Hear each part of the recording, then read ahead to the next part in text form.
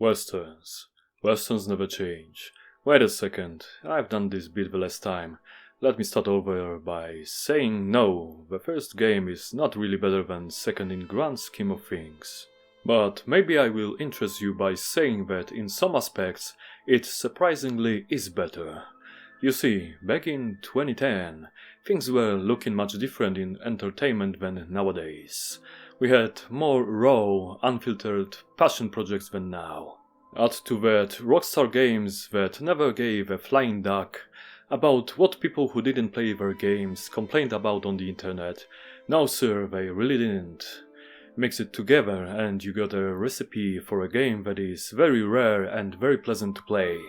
It is in stark contrast to most of the new releases, which I can compare to cleaning windows on a beautiful day. Sure, you can enjoy the view and the feeling of a great day, but still, you are cleaning windows.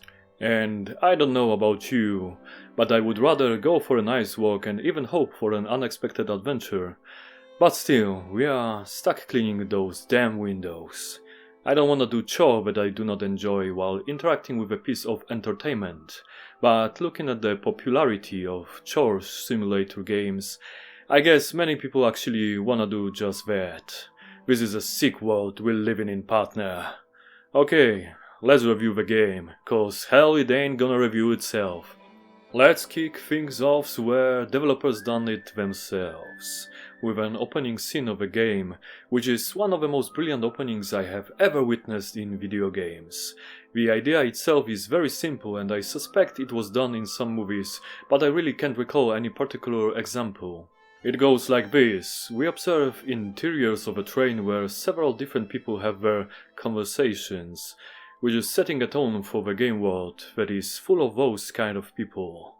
I was impressed, and I was under the impression that the whole game gonna be cinematic like this, similar to the first two Mafia games.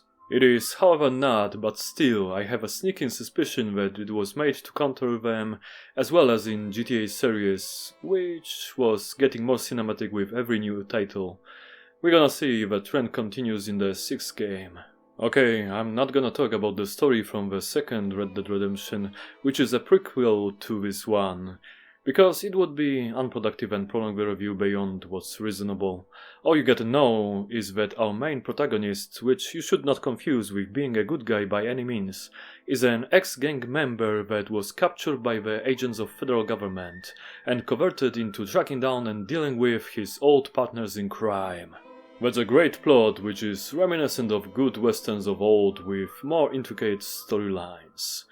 Before mentioned agents hold his wife and son hostage, so John is forced to cooperate with them, or rather do most of the work for them. I'm not gonna tell you all about his adventures moving on, but I gotta mention that so many people take advantage of him for different reasons and with different means. It is a sad story about a man whose fate is not his to decide. Don't get me wrong, John's conscience is heavy with wrongdoing, but when you get to know him better along the way, it turns out he's not a stone-cold killer. He kills because he needs to, even when he doesn't want to, but he is very good at it, which is a paradox and ultimate tragedy. John Marston just wants to be left alone, to get on with his life on a farm shared with his family.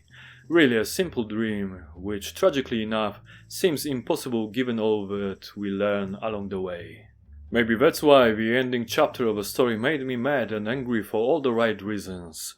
I was not angry at the writers like in most games, oh no, I was very proud of them. I was angry because I got so invested in the story that I wanted the best for John Marston and his family. But enough of that, we still got side story content that seems even more fun than in Red Dead Redemption 2. Maybe it's the roughness around the edges, it all just feels so natural and organic. Like people who made them didn't care if anybody will get offended. I love this stuff, it smells like freedom. Additionally, there is so many fleshed out characters that have their own well characteristics.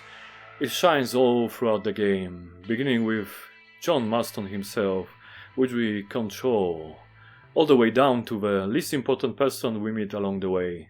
This is some good old writing right here, in the least expected place. When in the cutscene one of the characters grabbed a horse by its balls, then it hit me.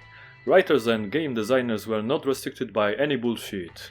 They just made what they wanted to. This is a very freeing feeling, to play something that was not made in chains. Sure, you can make an argument that the humor in this game is very sexist and racist, and you'd be right, but in all of that we must remember that the man himself, John Marston, is pictured as a faithful to the fault. He is devoted to his family and to helping people whom he meets along the way. Don't get it twisted, all the evil is shown here with the intent to make the contrast for all the good that very few people do in this very dark world setting. Even in on first glance, or rather here, you might think the scenario and dialogues were written by some sort of brutalist type of writer. It is truly not. It is indeed interwoven with subtleties that you need to be very observant to notice. Plenty of philosophy is contrabanded here, some with direct form and some you're gonna need to catch in between the lines. To not beat the dead horse, I'm just gonna say it and move on. The writing in Red Dead Redemption is on a very high level, which was evolved in the second game. Oh yes, I almost forgot. We got the expansion to the game called The Undead Nightmare. It is not so serious, it is a parody of undead apocalypse in the Wild Wild West, with tons of added mockery of close-minded people of all kinds. Not very serious, but very fun and funny. I like it after finishing more serious main game. So thankfully story and writing is good, but can gameplay be the same? We are talking about RockStar Games, of course the gameplay is very good. I was shocked to learn that overall gameplay is very similar to that of Red Dead Redemption 2. It basically plays the same as the second game, minus some annoyances caused by ancient controls in some regards. But hey, it is still good. That was one of a hell pleasant surprise. I don't even remember when something like that happened the last time. It all reminds me of all the good times I had in games like Grand Theft Auto series and Fears 2 Mafia games. Feels like a breath of good old air, and like coming home after a long journey. It's hell of a junky game, most likely because of its age. It reminds me of early 3D Grand Theft Auto, with all the funny interactions and impossible to predict physics. It's charming in a way, as I was never irritated by it. Shooting is very good, not on the level on the second game, but still good enough even for 2025. On the side note, I was really glad that we had farm life epilogue just like in the second game.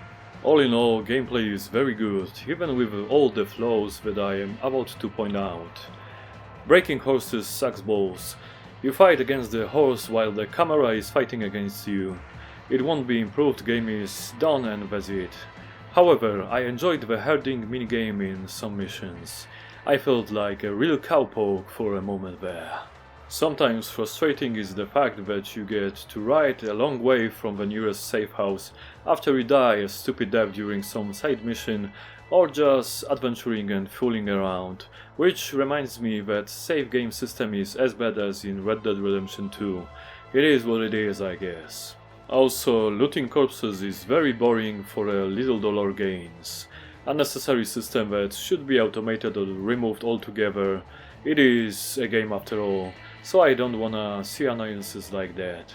What else? Ah yes, come back at these specific hours when going for the mission is irritating. Game should move the clock itself, and if I remember correctly it was done exactly like that in Grand Theft Auto 5.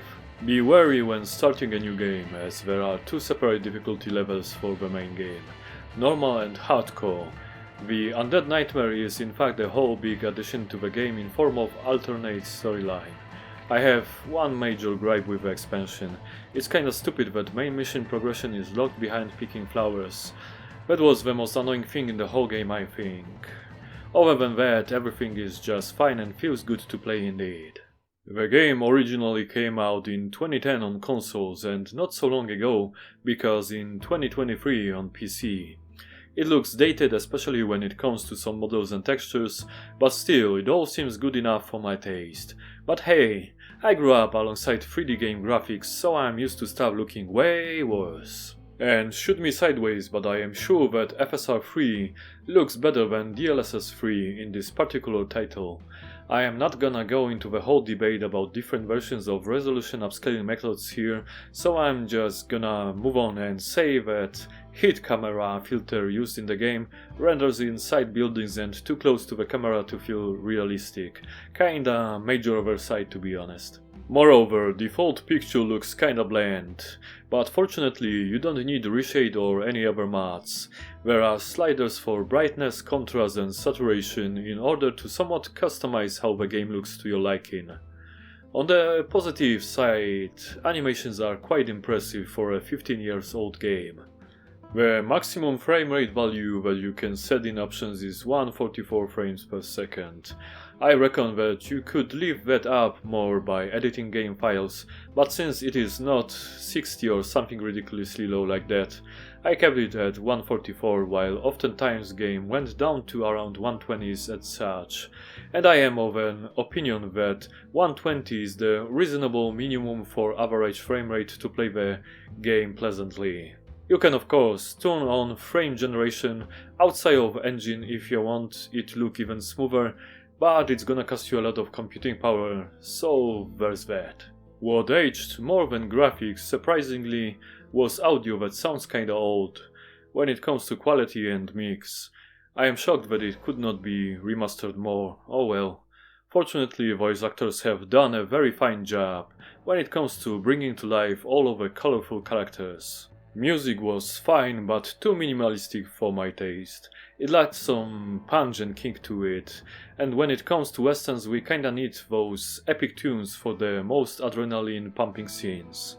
Several times game crashed back to Windows with an error message, but it was so rare that I was not frustrated with it, especially that it was always during traveling downtime and not in the middle of a long mission.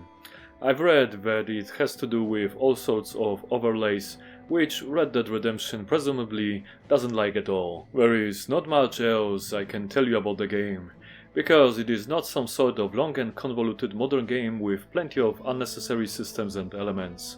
This is just good old style video game, which is unapologetic and does what it was supposed to do: entertain. And yes, I was entertained. The first Red Dead Redemption is a mandatory position to play for every adult player, alongside the second game in the series that is oddly enough a prequel. If they'll ever make a third one, it would have to be a prequel to the second one. Kinda odd if you think about it. Also, funny thing how most of the good games that I do recommend are for adult players. Maybe it is like it always was: let the kids be kids until they make a passage to adulthood.